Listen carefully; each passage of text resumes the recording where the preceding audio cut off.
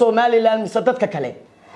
Somaliland intaan joogay hal qof oo in naxariisto weligay ma arag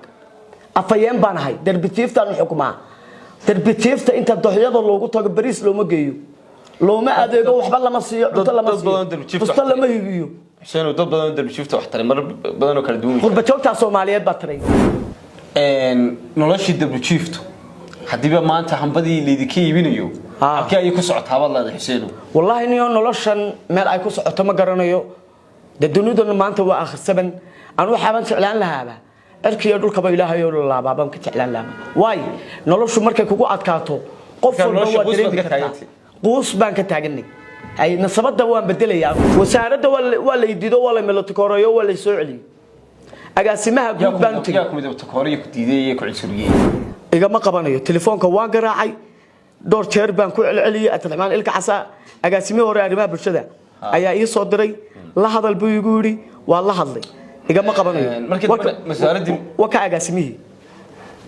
markaysa waa agaasimaha guud ee arrimaha bulshada wasaaradda arrimaha bulshada igama qabanayo telefoonka aadniga naftaydo aariyada baldooxo waxaan galaa arooraha aqalkan ku leeyahay agabkaygu waa ciid naf baan ahay dheelido tantaal iyo ciil qabto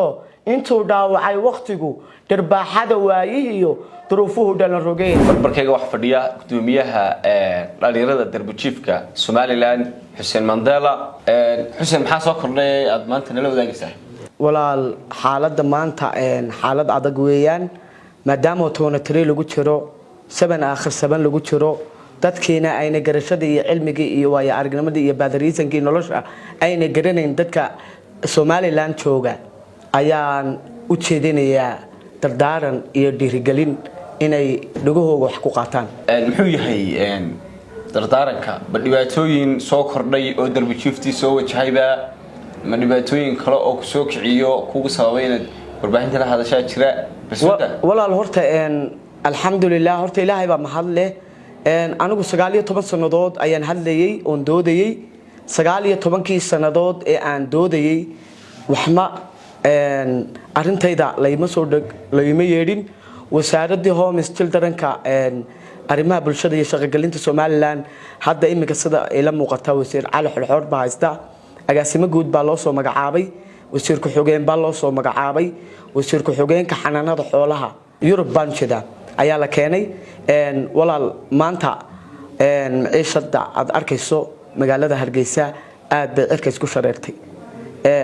quruduruurigay baa adkaaday tay soo kicisayna waa taa baarlamankii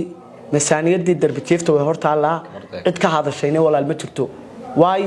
xuquuqda Home Childrenka 19 sanadood baan soo waday wallahi qof muwaadin oo reer Somaliland ama qof madaxa ama qof basuula oo intuu soo hor istaagay noloshayda iyo waaya aragnimadayda igala hadlay walaal ma jirto dhibaatooyinkeedu ku daran imika Xuseen ay haystee waliba xilligan 2023 adreemaysan waxa kamid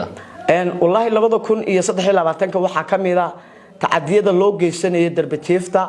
iyo gaajooyin ay tabanayaan mar walba hoteeladii cashuur baa lagu soo kordhiyay waxa jira ninka weel xalista ee hoteelka u shaqeynaya intuu ilmahan darbitiifka ku dul shaqeysto ayuu shanku ka qaadanaya dabatana cunno yaro hamba abu siinaya dadana hambadaas ku nool ilmaasi halka war marka hambadii aad hoteelada ka qaadan jirteen ka wixii cunto haraaga ah ee darbujiifta qaarkood ku noolaayeen baba iib gashay oo lidka iibinaya waaba hambadii baba laga iibinaya waayo hoteelka waxa weeyaan waxay shaqaale leeyihiin ninka weelka xala lacag baa la siiyaa de waxa weeyaan isagiiba iibinaya hambadii oo wuxuu ka qaadanayaa 2000 iyo 5000 marmarka qaarkood hambada hadii loo sii badiyo 8000 inuu ka qaato laga yaabaa waayana xogogaal ugu aamugti marka hadiiba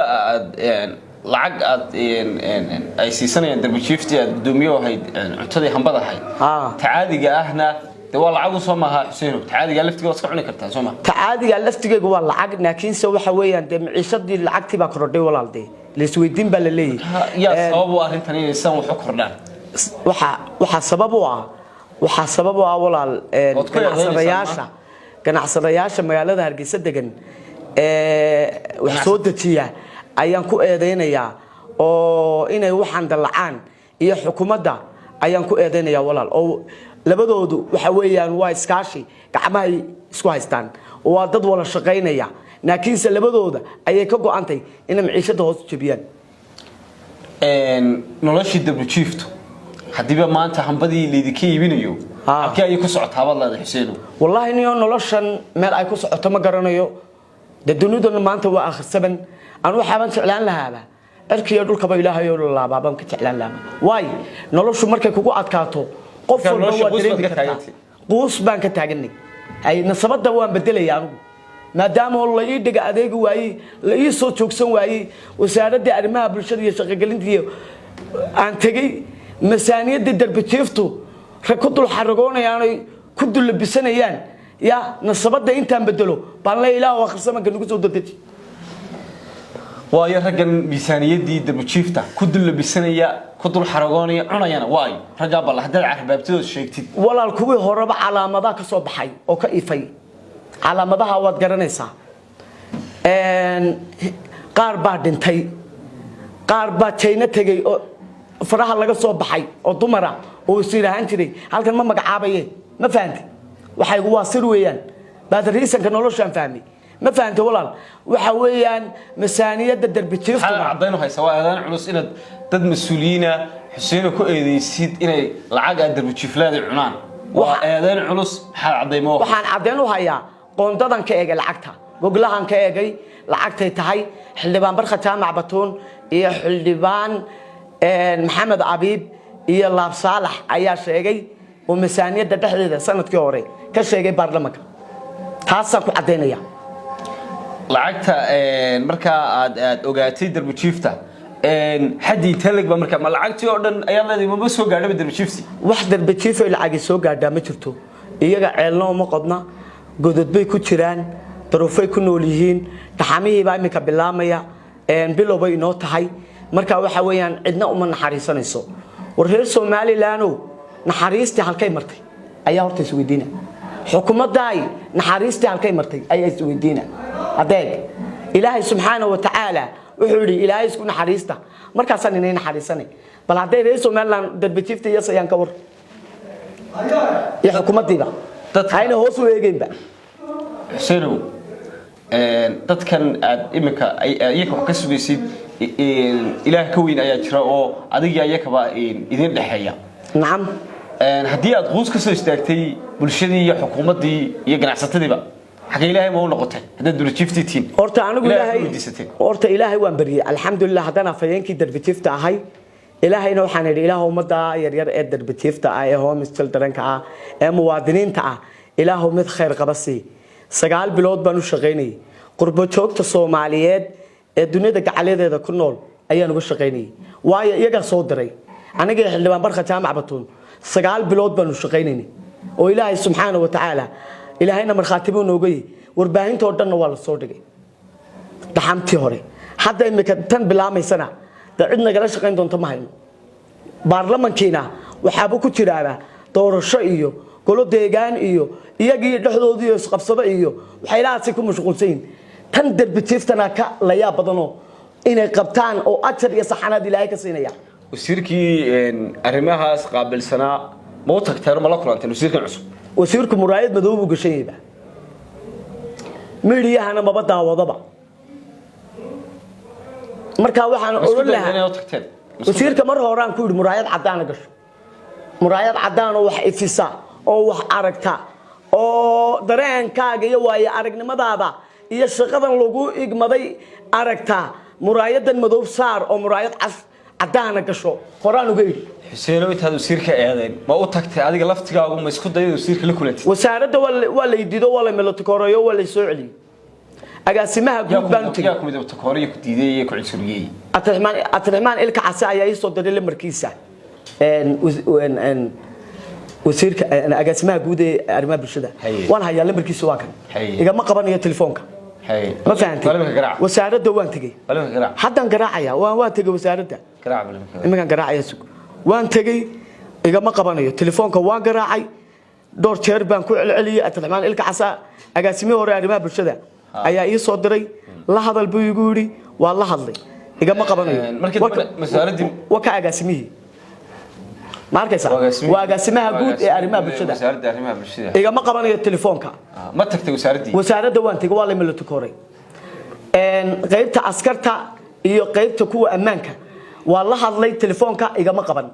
uu milatu koray wuxuu diidan yahay hadalkan aan ku hadlayo iyo waaya aragnimadeeda iyo badariisankan aan ogaay ayuu diidan yahay waka wasiirki agaasimihi guud ee arrimaha bulshada wasiirkana telefoonkiisa waan garaacay uu iga lumay imika telefoonkayga hor u raacay marka waan garaacay isaga maalintii la doortay baan garaacay igama qaban dhibaatooyin badan oo haysta Darbi Chiefta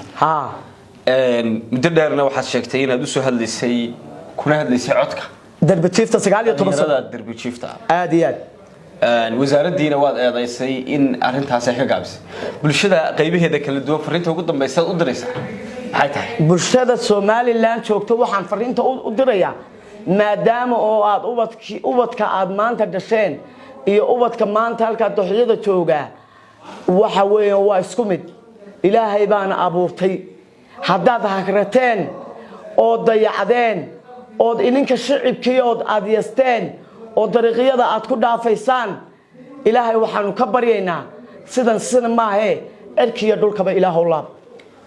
waayo qad noloshu marbay ku nacsiisaa marbay noloshu hoos ku tagtaa oo waayo aragnimada iyo noloshaada aad nacdaa maadaama oo ilaahay ku farxiyaa qaadirnay dadka dad badan oo wanaagsan ayaa ku jirta haye hadiiba aad bulshada fariin u diraysid inaad habaar ka reebtid Soomaha oo cirka iyo dhulka ilaahay baa isagu xilligu laabaya garanayay inaad dadka wanaagsan dadka bulshadu qayb xun iyo qayb wanaagsan boo leedahay dabcan cid walba bulshadu way leedahay maya dhaliishayka ugu badan walaalo habaarkeeda joogsimayaan dadka Soomaaliyeed reer Somaliland mise dadka kale Somaliland inta joogay hal qof oo naxariisto weligay ma arag afayeen baan ahay Darbi Chiefta xukumaa Darbi Chiefta inta doxyada loogu tago bariis looma geeyo looma adeego waxba lama siiyo cunto lama siiyo fusta lama hibiyo Xuseen dad badan Darbi Chiefta wax taray mar badan oo kala duwan qurba joogta Soomaaliyeed baa taray anigu qabyaalad ku tilmaami mayno imika waxa idin sheegaysaa marka taamto reer Somaliland ma waa reer Somaliland dad badan kale wax tarayna soo ma jiraan oo wuxuu geey oo wax ma jiraan barkhadun baa irgalay shaqeeyay barkhad baana afka furay oo idho umada Soomaaliyeed ay Xuseen Mandela ku soo doofayla waxaan ahay masaakiino maan helina maaniyo wehel igu aamino aadmiga naftaydo aariyada baldooxo waxaan galaa arooraha aqalkan ku leeyahay agabkaygu waa ciid naf baan ahay dheelido tantaal iyo ciil qabto intuu dhaawacay waqtigu darbaaxada waayihiyo duruufuhu dhalan rogeen dhalaan aan waalid iyo walaal dhashay lahayn dabtii ehel baan aho wadada dhinaceega iyo ku koray darbiga inta waan dhiiradaa dambaalaan soo diraa haddana lama dhaadaye kuwaan u dhawaaqayo miyeedaan dhaga lahayn war intaan isku dhiignihiyo dhammaan Soomaaliyey dhageysta warkayga oo arkoo dhaayaha u fura dhibaatada ay ku jiraan haddaad dhisateen guryo sariir dhigateen qurxoon dhar iyo baso saarateen anigu dheel soo diiyo dhaxanta waxba kama hiwado haddaad diiniga cuntada markaa daragtaan qubtaan waliba dheeldheelaysaan anigu deefmaan helin dandamiyo oon maliqin hadduu duray kugu wardhaco haddaad dhakhtarada tagtaan anigu dhumiyarisiyo bukaan baanay xanuun dawiyo dhana ma helo haddaad dheeldheelaysaan ubadka aad ku dhaarataan dugsiga u dhaqaatisaan anigu dhaxmaha jaaliga ayaan ka dhaxooyaya dhulka rabbigii golle cirka udub la'aan dankiisa inaan ka helo dhamaysiyo nolol haboon dhalar qoro u kara marka walaal waxaan fariinta ugu soo biirinaya xukuumadda Soomaaliland inay xariisato baarlamankuna inuu si gaarsi baarlamanka gudoomiyaha gaarsi xildhibaanada gaarsi fariintaydan degta ha furan waxaan leeyahay ilaahay bayna xisaabinaya xaqqa dad ka leeydaan maalin baa iman doonta ilaahay gacantiisa dib lagu noqon doono oo la xisaabin doono oo summa lam yatubuna falahum adaabu jahannaba falahum adaabun hariq nafol bageeri way dandamin marka fariintaydaas cid walba inaad roo gaarsi cidii damir la gaarsi cidii bida damirna gaarsi waayo adduunyadan waa isla barug runay lagu nacab la iska kaareeb fula kaaroor lagu rookay meesha daaqad waa laga waleeri waayo run iyo been lama kala saari karade run sheegay baa maanta la diidan yahay beenaalihina waa la soo dhaweysanayayo waa ka wasaaradda arrimaha bulshada fadhiya ee raaxaysanaya daawadayaal intaa waxaynu ugu idil waraysi gaaran halka kaga qaadanay Xuseen Mandela oo afayeenka darbijiifta dhalinyarada darbijiifta ah ee reer Somaliland waraysigan waxaa idin la socodsiinaya aniga Cabdiraxmaan Jumba